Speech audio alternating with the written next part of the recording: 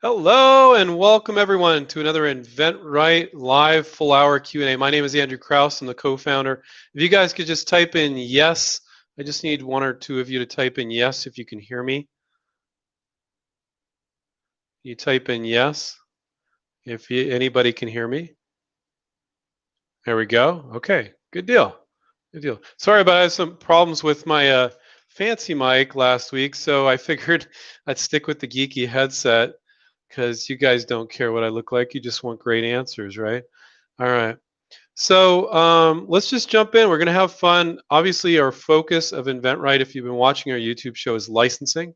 So when you license a product to a company, it's their money, their workforce, and their existing distribution. You don't need to start a company.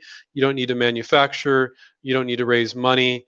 It's something you can do with a day job or another business, and you can license products the rest of your life. So it's a very empowering business model. And yeah, it is a business model to use rather than starting your own business and selling products yourself.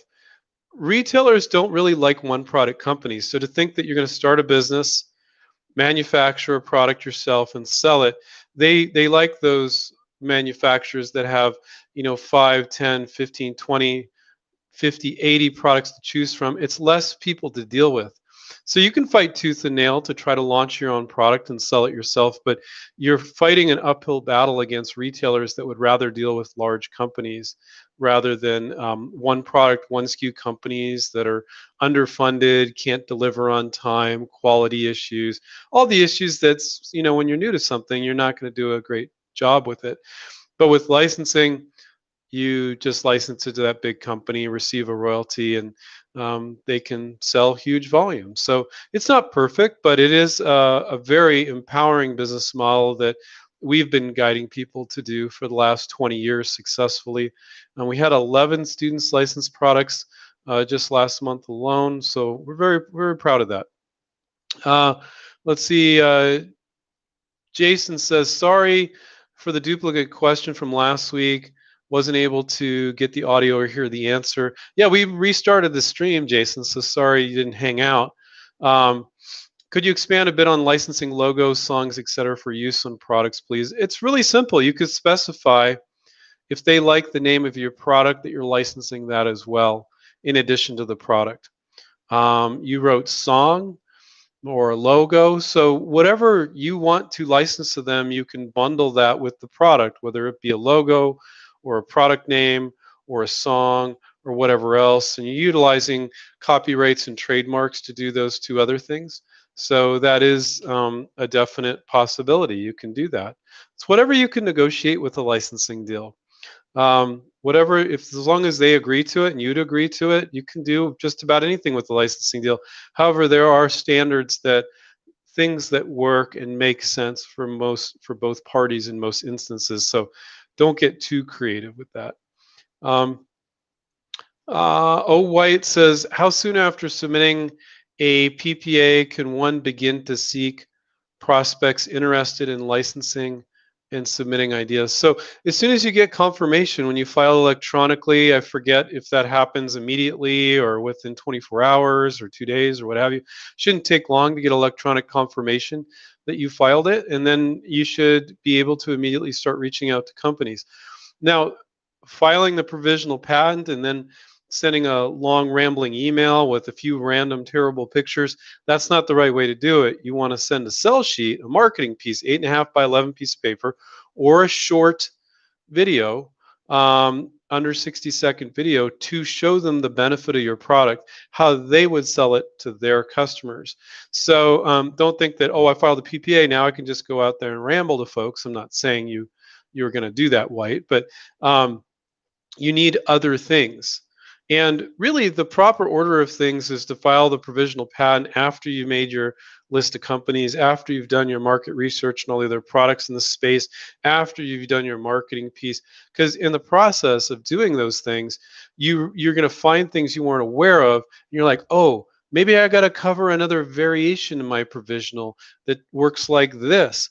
And so it should really be the last thing you guys do before you reach out to companies like the next week. Now, if you want to spend the 70 bucks and do it ahead of time, that's fine. If it gives you the warm and fuzzies, but you might have to do it again because once you start doing your research, you'll find that there was something similar and you're going to want to file a second PPA. And you can do that. We cover that quite often on these Q&As. You could file a PPA. Company could have some objections to some aspect of it. You're like, I got a fix for that. And then you file another PPA. Now you got two. And each one you're protected from whatever was in each one from that date. So let's say the first one had A and B in it, and the second one, same provisional, but you added C, you've been protected for C from that date, providing you file a full utility patent and reference those provisionals, because provisional patent applications are not patents. If you never file a full utility and reference those provisionals, there's just a placeholder that if you do file a full utility, you can have those filing dates for what you put in there on those dates. Sorry to speak so fast. I've talked to a bunch of people that have attended these live chats, and everybody says they appreciate me speaking fast, because if I speak really slow like this, I might only be able to get to like a quarter of the questions. However, sometimes I'm sure there's a downside to that as well, but you guys welcome to give me any feedback that you want. Now, with regards to our students licensing products, Amit Kumar and others, no inventor on the face of the planet will license every product that they work on. You'll license some and you won't license others. And there's a big reason for the approach that we take with InventRight is that we you can spend $70 on a provisional patent application, a few dollars on a virtual prototype, or maybe you cannibalize some product, threw it together, took a picture of it, looks fine, and a marketing piece, just a sell sheet or video. So now for a lot of products, not all products, because there are complex products, require a lot of research, but for simple products and many sometimes somewhat complicated products too, you can literally spend less than $200 or $300 on the project.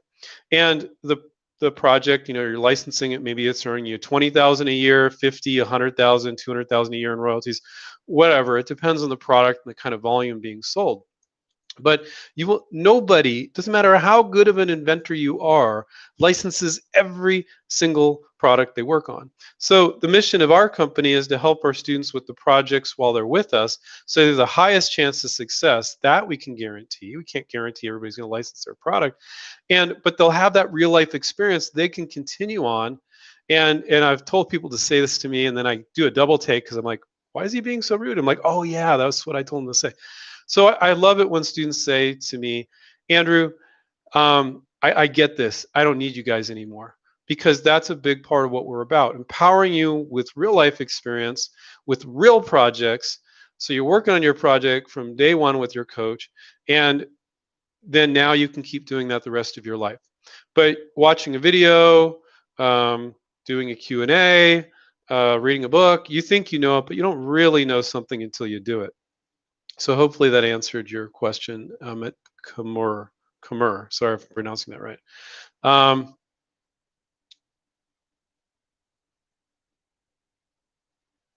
Okay, so Jason says, one more question, if I may. Let's say you're lucky enough to do a licensing deal. I don't think it has anything to do with luck. I think it has to do with work. But I get what you're saying. Can you share what you view as a lucrative deal in terms of royalties? It varies tremendously. So, but let's talk about like the lowest. Let's talk about the lowest of the low. Let's say it's well, first off, when you're licensing, there's three factors that determine the amount of money you make.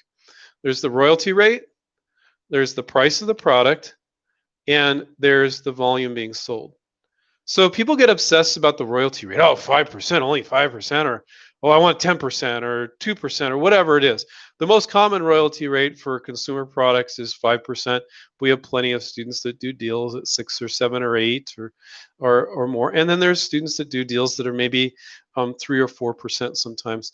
But that is not, like, if the company's only going to sell 1,000 units and you're getting a 25% royalty, it's not going to add up to a hill of beans. The whole point of licensing is that you tap into the distribution that they have.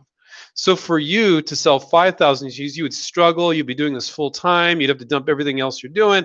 And congratulations, you sell 5,000 units with a 20% profit margin, and you're making this much. But you license to this big company, and they're selling 500,000 units, and you're making this much on each product, but it adds up to way more money. So it's, again, the royalty rate, the price of the product. Is it a 99-cent product? Is it a $59 product? Is it a $600 product? There's a big difference, because that's what you're getting the royalty rate on. And then what volume are they selling? Now, I'm not saying, some people go, oh, I want to license a product that's more expensive. Not necessarily, because usually more expensive products will sell less volume. But those are the three factors that determine how much money you make. So for a consumer product, I would say if you're making less than $20,000 a year for the average consumer product, it was a pretty small company without very good distribution. But again, it depends on those royalty rates. So now you could license this new whoopee cushion to a company that's only going to sell a couple thousand units a year, mom and pop company, and maybe it only earns you 5,000 in royalties during the entire life of the product. But if you are smart about licensing and your goal is to make money, you're not going to work on those types of projects. You're going to work on and license to companies that literally will hand you back your product if it's not doing decent volume. So let's say this company is doing a kitchenware product, and they're in Bed Bath & Beyond, Target, Walmart, and a few other places, okay? If it's not doing significant volume, they're going to take it off the shelves, and they'll hand it back to you, and you'll get it back. Okay, so yeah, if you're earning, you said is 25,000, and let's say one product you license, let's say it earns you $25,000 a year for 6 years. What is that? So that's $150,000 for 6 years, and then it goes down to nothing because the product didn't make sense. They stopped selling it because something else came in the market.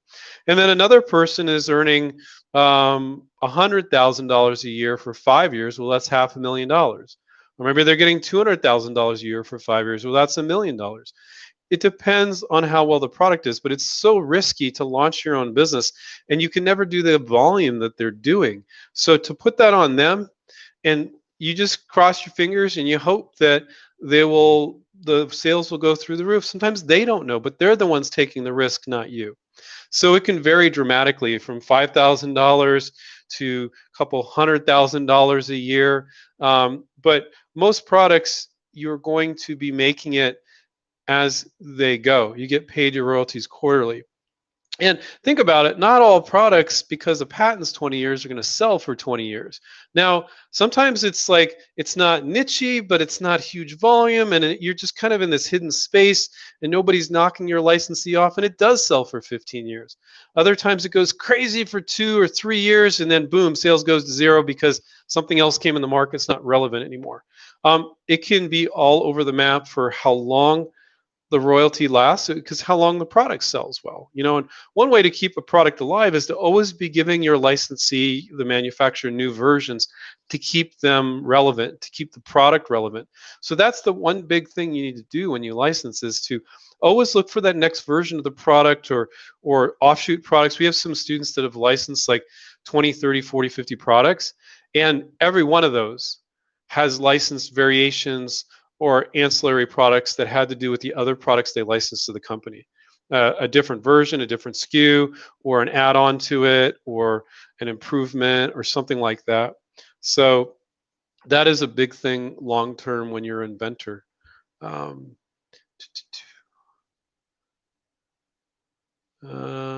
So Anna Boney.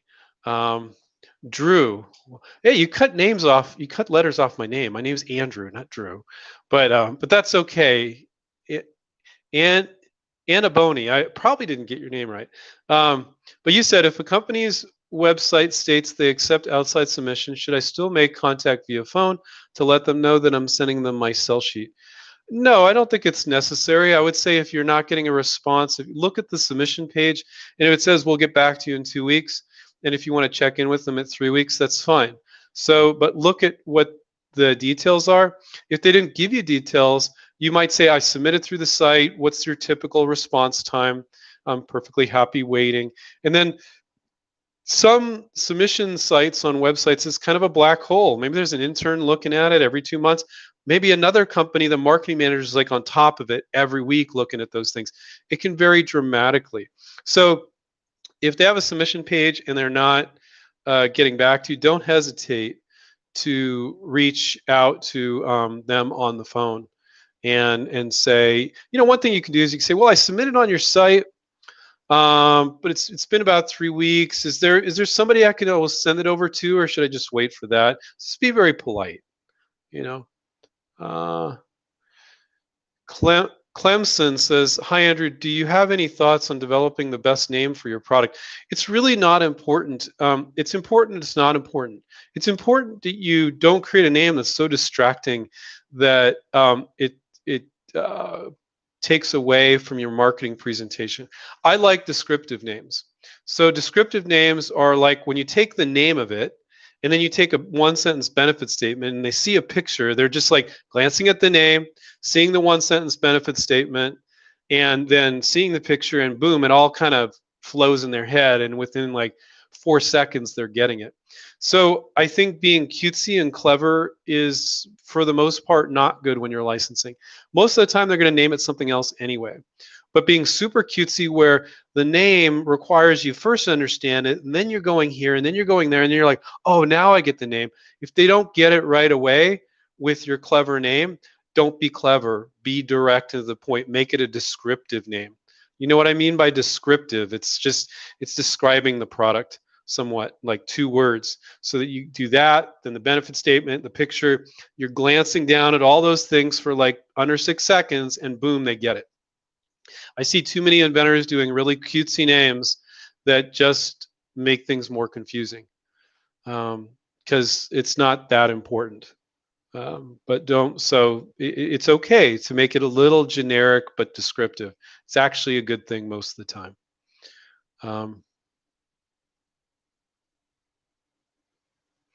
Jack says, "Hey Andrew, when filing a PPA along with diagrams, should you include any pictures of the prototype?" So again, everything we share tonight is not considered legal advice. Please seek the services of an attorney if you need legal advice. This is just a learning experience. So should you include diagrams? Yes, diagrams are great. Pictures are great too. With a provisional patent application, there are no formal requirements. You could scribble on it with crayon and they would accept it, providing you filled out your contact information and paid the fee. Do you want to do that? Absolutely not. But you can actually take pictures of your prototype and send it in. One thing that's really nice, which is not completely necessary, is if you do line drawings instead of sending pictures in, and then it kind of looks like patent drawings. Don't go out and spend a bunch of money with a professional patent drafter that does line drawings for patents, because you don't have those same requirements for a provisional. And there are other techniques you can use. You could take a picture of your prototype. Was it Jack? Yeah, Jack.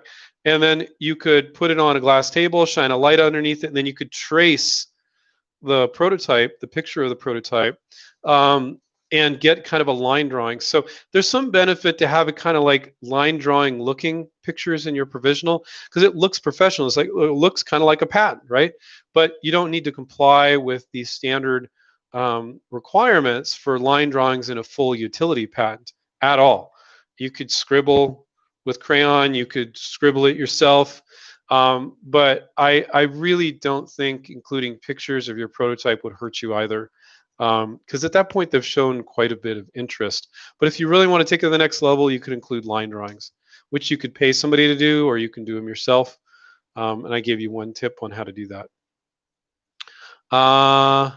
Ida, hi Andrew, thank you and Stephen for all your help. You're welcome, Ida. I love all the videos. Yeah. Okay. So yeah, check out our videos, guys. We got a ton of videos, and if you haven't, click on subscribe, click on like on this video, and forget the live stream if there's a like button. I think there is. I'm on this side, on the interface side, the presenter side. And help us out, like our videos. We're getting, we have 40,000 plus subscribers. We're growing all the time.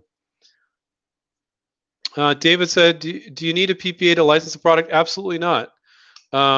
We highly recommend it though. With all our students, we always tell our students and our fans, always file a provisional patent. We have software on our site called Smart IP, which you can utilize to file a provisional patent application. You know, if you go to an attorney, attorneys will typically charge $800 to $2,500 to file a provisional. That gets expensive. You can file a provisional yourself for $70, and that's the U.S. Patent Office fee. And so we firmly believe that our solution, the Smart IP solution on InventRight.com, is a great solution. It's only like 99 bucks, so it's very affordable. But you could find some other resource to do that too.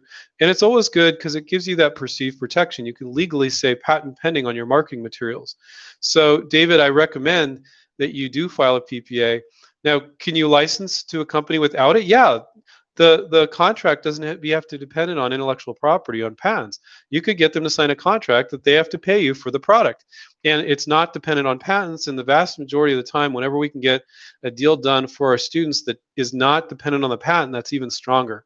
Sometimes they can't get away with that. A lot of times you can't, but a lot of times you can. And that way, that means that they have to pay you regardless of any patents. And so this perception that you're always selling the patent, or I can't do a licensing deal without a patent, is ridiculous, and it's not true. And anybody that tells you that doesn't understand licensing. And now, what we always believe is you want that perceived protection of a provisional patent, which is always just perceived protection. It's not actual patent. It's a patent pending status that if you later file a patent, you can reference that provisional. But it gets everybody moving forward. So why wouldn't you for 70 bucks? Now, some of our students that are really, I'll give you a scenario in which some of our students don't. I'm not advising you to do this, but some of our students don't. There are some industries you have to be incredibly prolific with a lot of ideas, and they're literally okay with you sketching up an idea, like novelties.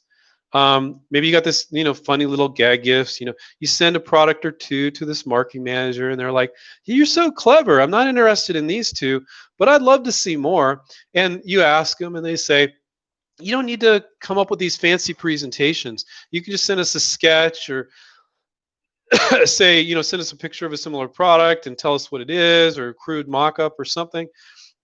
And so in that case, if you're sending them like, 10, 12 new ideas a month, and you're like, "I don't want to file a provisional every time for that." And with novelty ideas, there's usually not as much money at stake, because they're not going to sell as much volume usually on some novelties.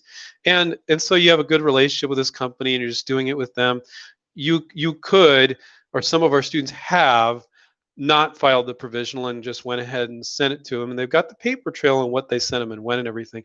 But I really don't advise that, except if you've become really kind of a pro and you're real comfortable with certain companies and things like that. It's a good question, David. Thank you. Um,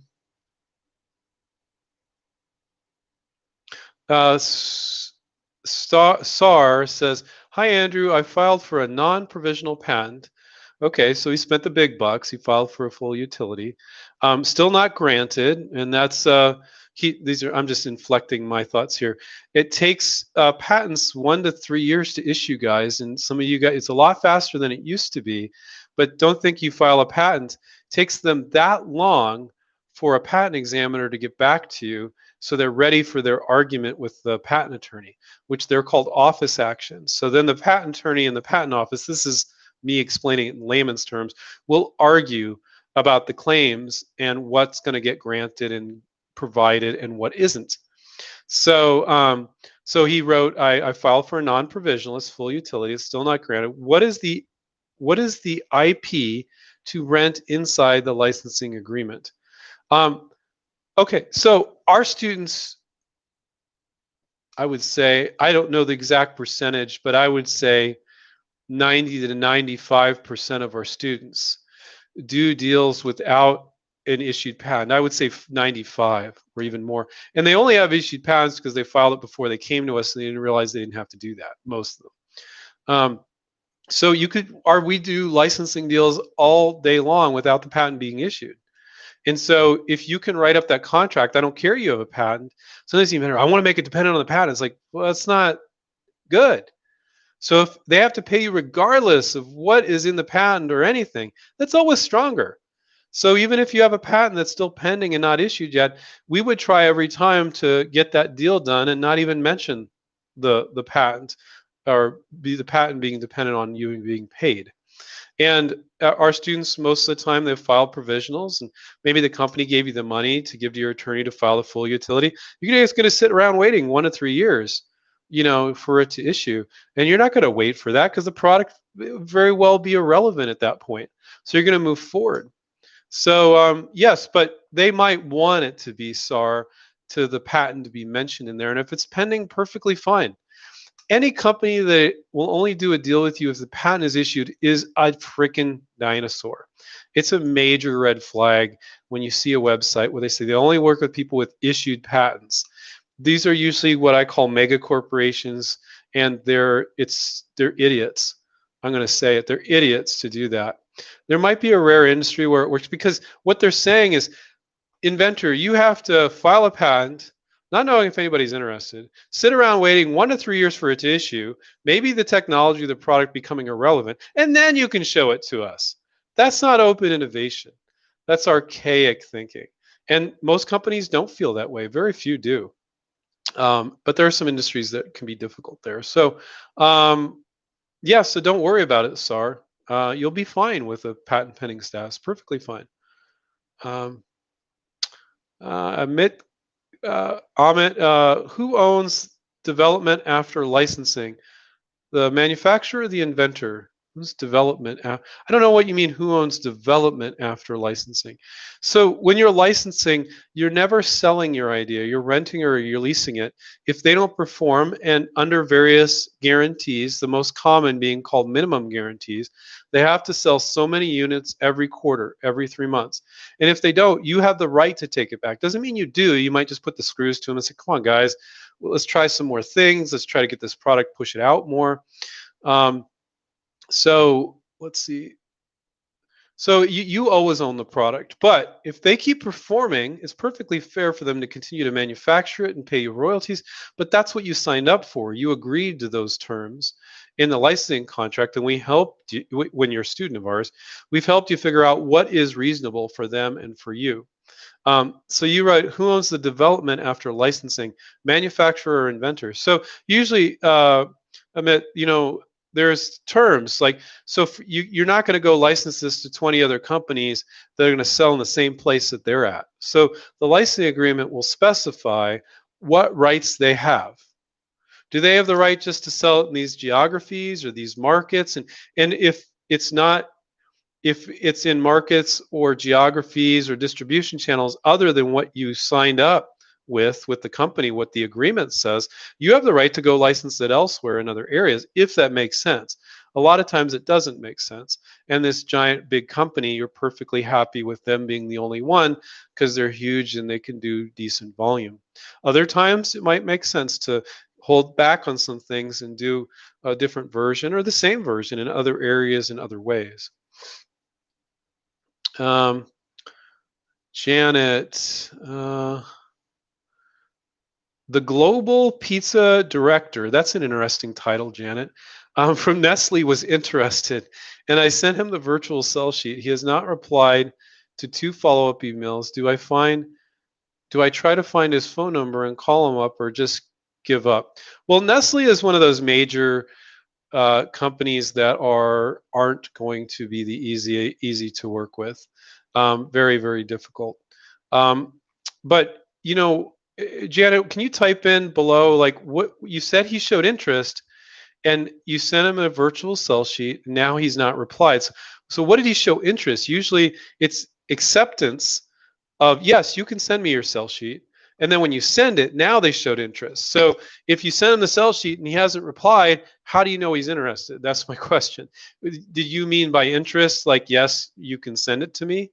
Or, if you could type in here, it'd be a great learning experience for all of us, Janet.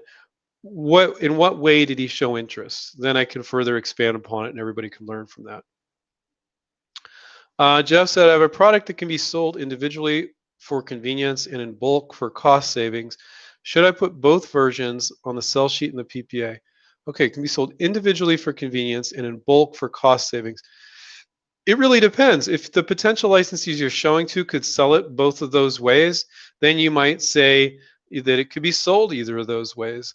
If if a lot of the potential licensees would never sell it in bulk and would only sell one-offs, well, why do you want to show something to them that they're like, we don't do that?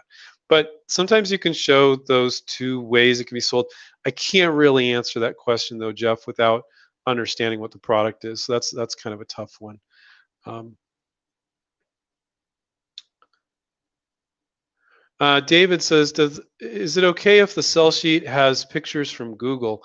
Well, there's something I can't offer that answer that specifically, but generally, David, there's something called fair use. So if you're privately showing other people's products um, with your pitch, and you put a notice down at the bottom that says all logos and trademarks are the rightful are have complete and total ownership by their trademark and product owners, and this sell sheet is only for illustrative purposes, then you could actually use another company's product in there. Now, you can't do that publicly. I had a student once, and they didn't tell me that they created this whole website, and they had their product up with NFL logos all over it. And a couple, like a week after they signed up, the NFL was sending them cease and desist letters. I'm like, why didn't you tell me you did that? What makes you think it's okay to put NFL logos on these products and put it up publicly where the public can see? You can't do that. And so I said, take it down right away and notify them. And they never got back to him, and he was fine. But privately, showing your product for license and utilizing other people's products in it, as long as you have a disclaimer saying you don't have the rights for any of these products, that they're merely for illustrative purposes, people do that all the time. And you're privately sending an email, and only the marketing manager is seeing it. The public's not seeing it. But you can imagine, you can't use like NFL logos on your product in public. That's an infringement of their trademark. But you can do that privately, but you got to have a notice in there that says it's just for illustrative purposes. So, and that's not even what you were asking, David. Yours is much simpler. Can I use some pictures that I found on Google to privately show it it being used? And the answer is most of the time yes. Now, there are people that sell like Getty images, and they sell images, and you're supposed to pay to use those, so it might not apply there. But if it's for private use, our students do it all the time. And you just have to have disclaimers in there saying that all the trademarks and products are the rightful property of their owners, and they're just being used here for illustrative purposes.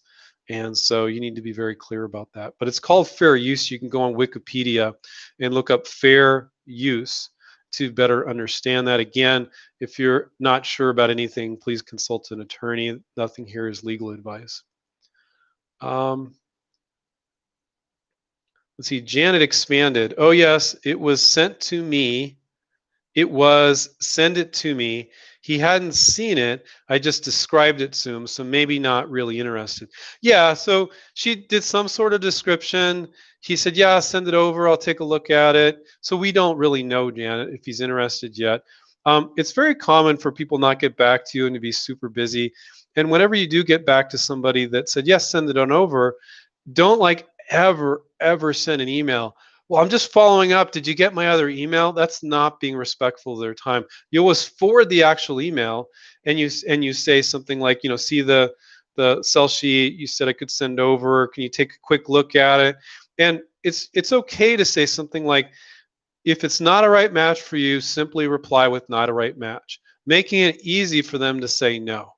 Because a lot of people, they're cool. They just, it's not cool. It doesn't help you, but they don't want to reject somebody, what they think is rejection. Oh, no. And so they just ignore it, and you need to follow up with them. And so, I'd rather even somebody's a little bit abrupt, I'd rather have that. I'm like, good, I know, then I can move on. I got 28 other companies. But it's okay to say, if it's not a right match, simply reply, not a right match. And you'd be surprised how many people will actually reply like that then. So that'd be a tip. Janet. So that's a good learning experience.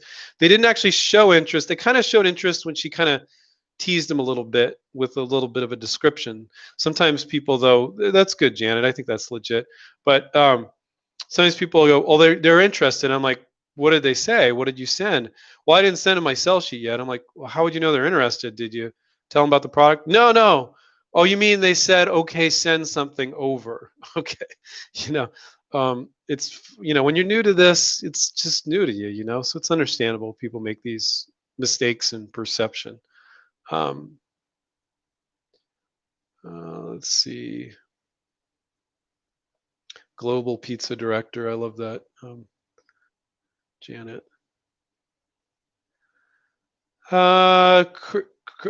Kristen. Never seen Kristen spelled that way. That's kind of cool. Can you license a product to two companies, like if you wanted to license with KitchenAid and Dunkin' Donuts? Yeah. So again, what I always say in these Q&As, as long as they're not stepping on each other's toes, it's perfectly fine. So let's say it's a kitchen product, and it would be used in a commercial kitchen, like at a Dunkin' Donuts.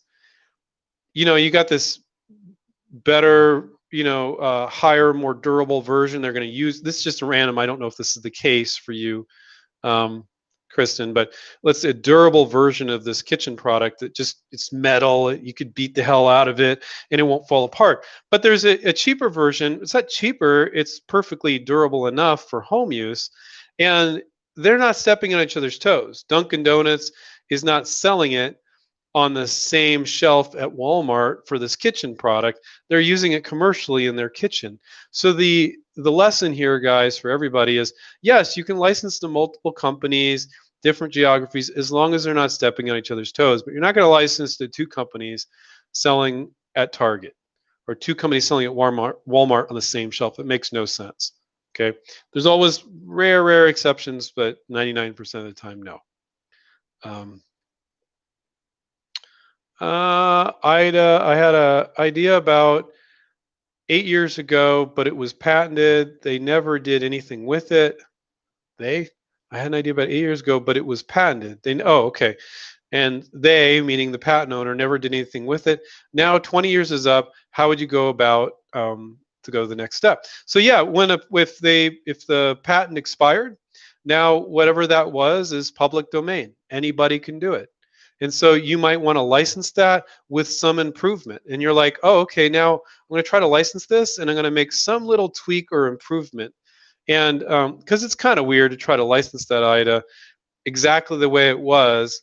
Oh, well, you said they never did anything with it. Oh, that's interesting. I would always try to get some little improvement. Yes, you could license that exact same thing if they're willing to pay you for it, but I would file a PPA on some little tweak or something that didn't work, where it could have worked better. But this inventor that filed the patent 20 years ago, according to IDA, never did anything with it. It wasn't, but even when it was in the marketplace, you could still license that and do some little improvement. So my best advice, do some little improvement, get a provisional patent on the improvement. You can't patent that thing that's been out there for 20 years, IDA, because that's public domain. Anybody can do that, but you could keep people from doing that little improvement. And even if you're like, oh, that's not, my improvement's not critical, it'd be just fine without it. It gives you this ability to say patent pending. The company's like, oh, that's cool, especially that it was never in the marketplace. You can do that. And I'm just amazed when patent attorneys and they go, oh no, you can't do that. I was like, what? Our students do that all the time. So you can definitely do that. David says, can I file a PPA in the UK? So David, all our UK students and students around the world just file US provisional patent application. And you're more than likely to license to a US company or Canadian company. Maybe European company too is decent. But you don't need to restrict yourself to your own geography. And the US and the UK and all of Europe and Canada, Australia, all part of what's called a PCT, Patent Cooperation Treaty. So even if you don't technically have a provisional patent application in your country, file a US provisional patent, and it's going to give you the right to later file what's called a PCT and then file internationally. I can't get into all the details. Again, nothing here is legal advice, but the short answer is just file a US provisional. You'll be fine. Doesn't matter that you live in the UK.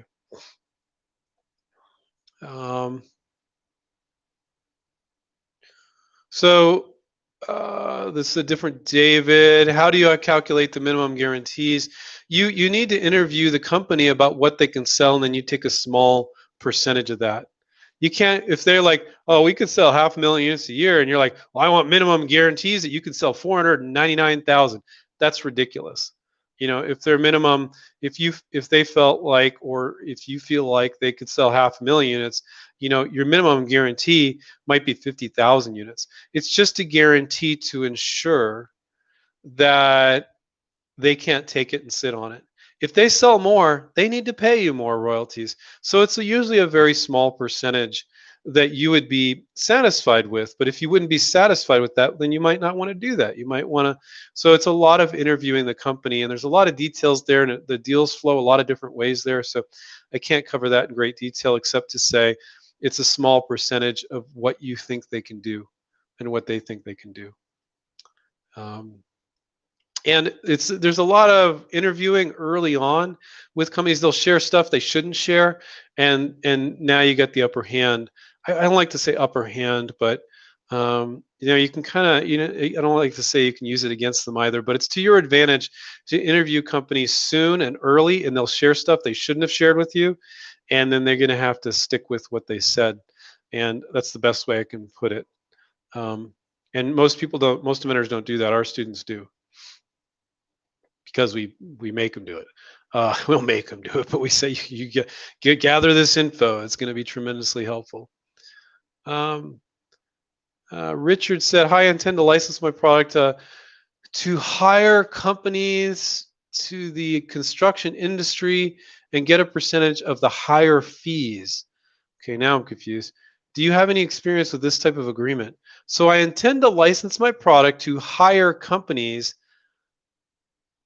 to the construction industry and get a percentage of the higher fee.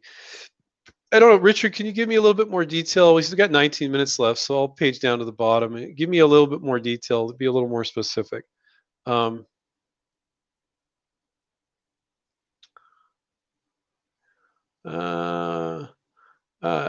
Handy the sock. I love your handle. We don't know what your real name is. I'll call you Handy. How about that? Hey, Andrew. Thank you for the question, by the way. I'm just joking around. Hey, Andrew, on the topic of licensing out a brand to a potential licensee, is it better to offer them the option to not pay an upfront fee to greater your chances of them taking your licensing deal? Upfront fees, guys, are notorious deal killers. You want to make money as they make money. They're taking a ton of risk. If you ask for them, maybe they're risking $100,000, $150K to launch your product, and now you're going to ask for $50K up front. Might as well shoot yourself in the head right now. Don't do that. Hold on a second, guys. I got to turn off this other line so it's not buzzing me. There we go. So do not ask for large amounts of upfront money.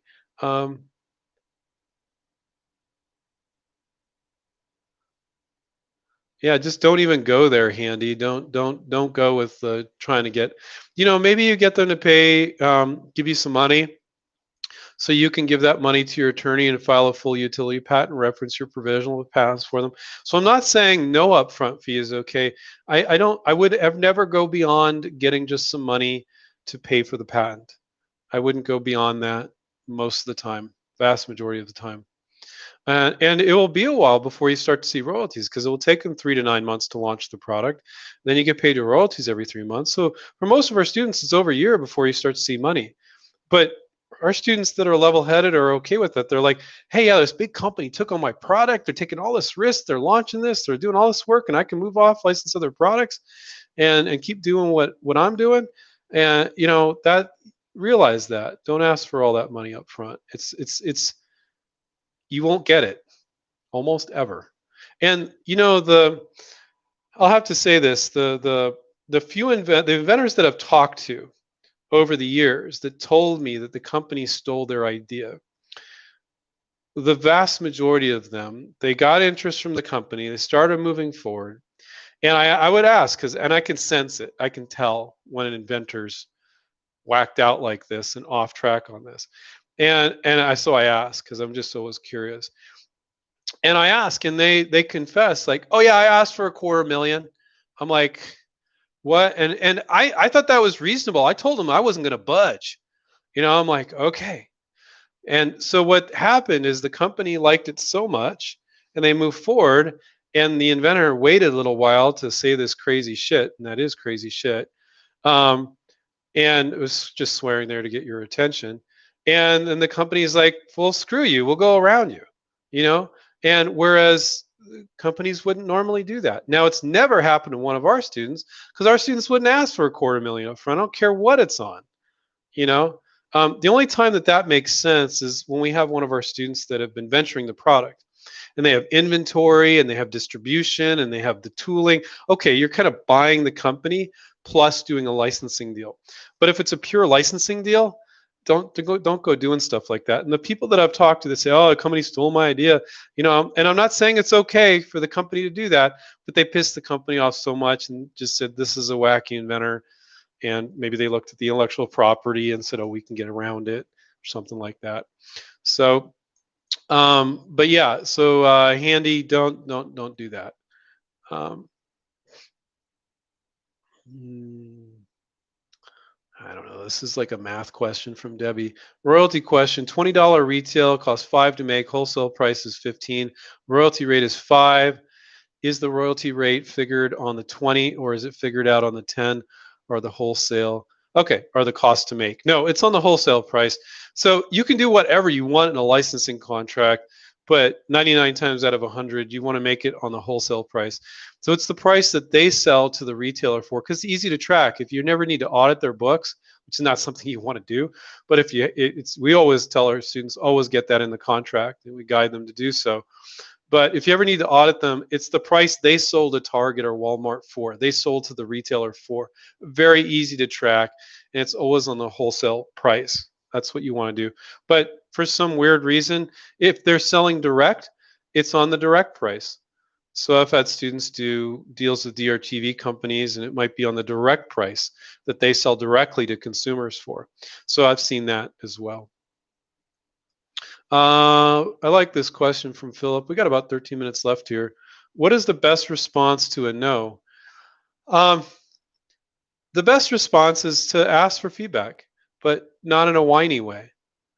Say, no problem. I fully accept your no to licensing, this product, but can I have a few seconds of your time? Could you have any feedback for me? Was the marketing presentation confusing? Was the benefit of the product not clear, but just not a right match for you? Is there any feedback you can provide me? If you can't, no problems. I look forward to submitting more products to you in the future. So one thing you can do is ask for feedback. Now, here's the thing that you need to do is you need to get used to, let's say you have 25 companies and you ask everyone for feedback, but only 1 in 5 actually gives it to you. Well, 1 in 5 out of 25 is 5 companies giving you feedback. And then you're happy with the feedback from the 5 companies. Maybe you see some consistency there. Maybe it's all over the map. Maybe they're consistently saying this is the issue, and you're like, oh, I need to fix that. Now you go back and you submit to all the others and say, look, my product was a little off here or there, and I'm resubmitting. Can you just take a look at it for 5 seconds and tell me if it's the right match? Now, so the point I wanted to make there is you have to define what you see as rejection. If you are approaching 25 companies and everyone you ask for feedback, not in a whiny way, you say you fully accept their no, and can I have a few seconds of your time to give me any feedback you have on the product? Anything would be appreciated. And if you can't, no worries. But if 1 in 5 gives you feedback and you think that's a success, you're doing great. Now, if you only ask feedback out of 25 companies from 3 companies, not one of them gives you feedback, and then you're like, well, feedback doesn't work. Well, you're setting yourself up to think that that is rejection, or that's why it doesn't work. A lot of licensing is a numbers game. So, Philip, great question.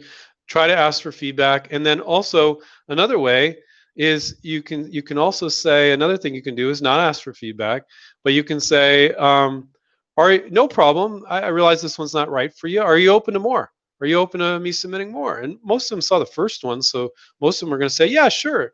And so now, next time you got a new product that's kind of in this space, you got their name, you got their email, and you just drop them an email. So now you're not thinking I got rejected. You're like, oh, I made a contact. I work on a kitchen gadget. Maybe the next kitchen gadget, 15 out of the 25 companies you just approached with the first one, you look at their product lines. Yeah, 15 of these is okay, but I'm not going to bother these other 10 because that's going to make me look like a rank amateur. Because the second product obviously isn't right for these 10. Just because they said, yeah, you can send me future ideas, doesn't mean I should be blasting ideas that aren't right for their product line. And you will burn that bridge if you do that too many times, and you don't want to do that. You want to be respectful, look at their product line. So I love that question, Philip. Thank you for that question. Thank you all for your questions, good questions. um, let's see. Hey, some people are answering questions for me, guys. Thanks. um,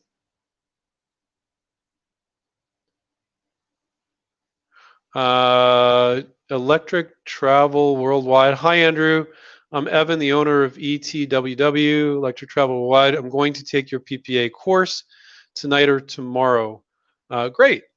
And great info. Thanks, he says. So, yeah, you could just go to InventRight. I think click on other products, and then you'll see, I think it was protect your idea. And you'll find the smart pitch, sorry, not smart pitch, smart IP product, which will help you write your provisional. And I'll give you a good tip because you don't have a coach, you're not getting this, is 80% of filing a good provisional is thinking about the variations, workarounds, improvements. Think about the other versions. 80% is good, just as good, but not the version you're pitching. Maybe 70% is good, but don't waste your time throwing a different version that's half as good. That's not competition. You don't want to get obsessive about your PPA, spending months putting variations in there that wouldn't even be marketable if they were next to your product. Put other versions that are marketable and not the version you're pitching, and think like, how could I knock myself off? What are the other variations? And that is not easy when you've been thinking about this product for a long time, because you're like, this is what it is, this is what it is, this is what it is. And now you got, when you write your PPA, you got to get out of your head.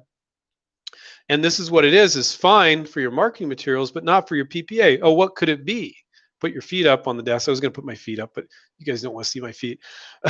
Put your feet up on the desk and go, what else could it be? And you're creative. So you need to go back and be creative again. And that is the most important thing when filing a provisional. And then the software will help you with the rest. Emmett says, what are the major cons of hiring an invention promotion company service to find a licensee versus licensing on your own? Well, here's the one shortcoming I can share with you. In the 20 years I've been doing InventRight, I talk to somebody every day or every other day that's been taken for 10 or 12 grand by an invention promotion company. I have never met one single inventor that has ever had an invention promotion company license a product for them, ever. Talking about my personal experience. But every day, every other day, I find somebody that's been taken for 10 or 12 grand. Nothing came of it. We had 11 students licensed last month. Stuff happens. So if you look for somebody to do this for you, you won't find anybody that I know of that will license it, and they won't be as interested in your product as you. And a lot of these companies, they just want your money. They don't want to license your product. They just want your money. And I find it funny when inventors say, well, I send my idea to this invention promotion company, and then they wanted to charge me like 12 grand. And I'm like, no, I'm not doing that. And now I'm worried they're going to steal my idea. And I'm like, yeah, they're lucky to license their way out of a paper bag. When companies, when their business model is to essentially pretend to work on your invention, not work on your invention, and take your money, how adept are they at licensing your product? Probably not very adept. So they're probably not the people that are going to steal your idea. So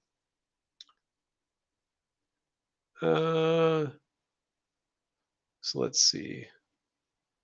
Andrew says, thank you for doing the live Q&A. You're welcome, Andrew, and congratulations on your excellent name. You said, how difficult is it to get into the veterinary medical field? I find that's a good field. It's different. So the stuff that's selling at a PetSmart or Petco or Walmart or Target, pet products, is not necessarily the type of product a vet might use or sell. So vets will sometimes sell things to pet owners that you can only get from the vet. And other times they're using implements or devices or equipment that you would use at a vet. So I wouldn't say that that is a difficult one to get into. I think it's somebody you can get a hold of. It all depends on the product, of course, but it's not a. I wouldn't put it in the category of like one of these really difficult fields. Um, the distribution channels can be a little weird with the veterinary supplies, but obviously, if you supply people that supply vets, then you license to them. Looks like we have somebody that's really new, and Diesel Curious is their handle. Will you explain how an idea concept can be patented? So, since you're very new, and there might be other people that are new here, you get if you file a patent with the patent attorney, it can cost you $8,000 to $20,000. If you file a provisional patent on your own, it's only $70. It's not a patent, it's a provisional patent application, it's a placeholder. So Diesel Curious, what we do here at InventRight is advise people to get a provisional, immediately start reaching out to companies, seeing if there's interest, and if there is, get them to pay for the patent. So if you're that new to things, the advice is don't get a patent, get a provisional patent application. See if there's interest, because you're not going to be playing that game very long if you spend 15K every time you come up with an idea, nor is it necessary. And companies will license your ideas all day long with a provisional patent application. So hopefully that was helpful. And anybody else that's really new, hopefully that was helpful to you as well. JB says, I found my idea made by someone, but my version is cheaper and disposable. How do I cover that in the PPA, or do I make sure theirs does not include that version? So, you found it, and it's made by someone, but the big question is, JB, like, is it selling? Is it selling well? Is it on a website that nobody even knows exists? Either way is fine. If it's not selling well because some inventor put it up on a website that nobody sees and can find, and they have abysmal sales, the sales might be abysmal because they don't know how to market the product, not because the product's not good. Or let's say it's a company that's selling it like crazy and it's selling really well. Well, then you should feel good about that. Wow, they have a product that's kind of in this space, but mine's cheaper and disposable. I know there's a market because theirs is selling. And now I'm going to do my cheaper and disposable version. So I would take a look, you're going to have the company name there, and I would do a patent search to see if they filed any patents. I would see on their website if they have any patent pending status. A lot of companies, guys, they sell products and they don't get a patent. So it may have never been patented. And if it's been out in the market for more than a year and nobody got a patent, that is public domain and anybody can do it. And then you could actually still protect the improvement that would make it cheaper and disposable, JB, and you can license that improvement. So whatever is different about your product in how you made it cheaper and disposable, that's what you cover in your PPA, okay? And again, everything I shared tonight is not legal advice, blah, blah, blah. Seek the service of an attorney if you need legal advice.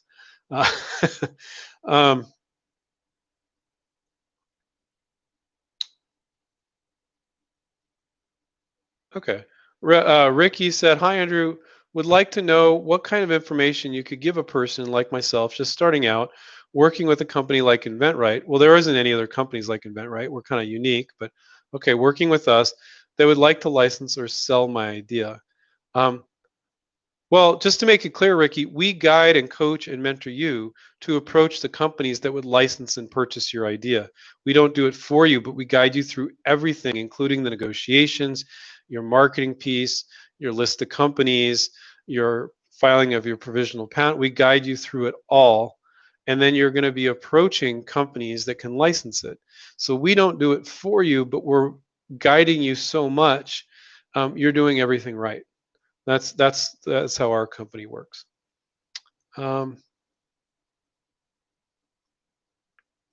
Okay, yeah, we're going to wrap up here, but Richard expanded on his question. He wrote, companies who hire out equipment to the construction industry. Okay, giving me a percentage of the fee they charge for hiring out my product. Well, that's pretty simple. So what Richard says is there's companies that rent construction equipment to companies that do the construction. Okay, so there's companies that rent this equipment out, and you would probably be, and then there's companies that make that equipment. So there's an additional player, right? So let's keep it simple here. Let's say Caterpillar, they make bulldozers, okay? And so then there's companies that rent Caterpillar bulldozers to construction companies that then use them, right? So there's the bulldozer company, Caterpillar. There's the company that does the renting to the construction people that then do the construction, okay? And you could use this for other things. So you want to know who is making these types of products, Richard, that could then sell that product to the company that then rents the product to the construction companies. So the companies might rent directly to the construction companies. It might vary. So you have to look at that distribution channel.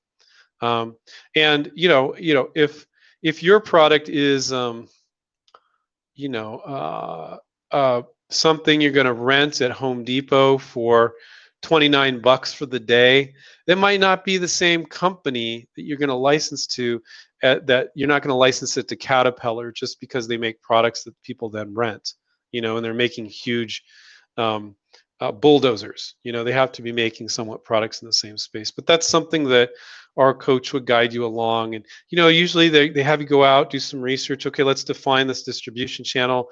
And then they're like, oh, okay, I see how that works. Okay, now you're going to do this and that. Now you're going to go here and there. Philip says, thank you so much. Handy says, thank you for answering my questions. Janet says, thank you for your time and knowledge. Amit says, thanks for your response. You saved me money and time. You're welcome. I love hearing that. Sometimes patent attorneys don't like me because I save people from various scenarios. I'm like, why are you filing a patent now? It doesn't make sense. Polini, this was an easy one. Is it hard to license ideas to the dental industry? No, we have a bunch of students that have licensed products to the dental industry. So it's a great industry to work in. So Electric Travel Worldwide said, hi, Andrew, I'm very brand new here. Can I give you a percentage to get it to market for us? The answer is no. We take no percentage whatsoever, but we will help you license the product to a large company. It could be a small or medium-sized company too. Usually it's a larger company, and we don't take any percentage, but we're going to make you do the work, but we're going to guide you exactly what to do. And you get an email, Andrew, I don't know what to say to this. And let's say you send it to your coach, and it's let's say it's Scott. He's one of our coaches, and Scott says, "Oh, you get that all the time. Here's how you're going to reply to that." That's how our students move forward and have that confidence. If you look for somebody to do it for you, you're going to find an endless list of shysters. It's just how it is. And if you guys are still tempted to look for somebody to do it all for you, and you say, "I don't want to do any work," go to inventorfraud.com, follow those links to the Federal Trade Commission, and you will run screaming. You will not find somebody to do it all for you. I know that's weird when you're new and you're like, what? That makes sense. Inventors have ideas, but they would have to charge you an incredible amount of money to do that if they were really doing it. But there's a lot of companies that don't really do it. They just pretend to do it. They keep your money and go, nobody was interested. There's a lot of that going on. Federal Trade Commission tries to crack down on these companies, but inventors don't bother to read the contract. If you read the contract, you would run screaming. So just do it. You guys can do it. You really can. All right.